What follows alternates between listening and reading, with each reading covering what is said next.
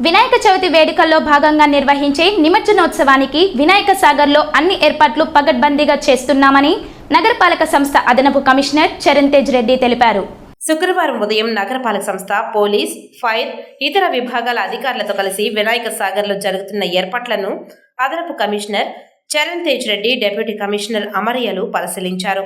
ఈ సందర్భంగా ఆయన మాట్లాడుతూ అన్ని విభాగాల అధికారులు, సిబ్బంది సమన్వయం చేసుకుని చవితి వేడుకలను, నిమజ్జనంను విజయవంతం చేయాలని అన్నారు.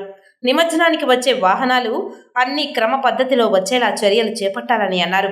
విగ్రహాలను నిమజ్జనం చేసే సమయంలో కొలను వద్ద గజ ఈతగాళ్లు జాగ్రత్తగా ఉండాలని, భక్తులు, ప్రజలు కొలనులోనికి వెళ్లకుండా చూడాలని అన్నారు.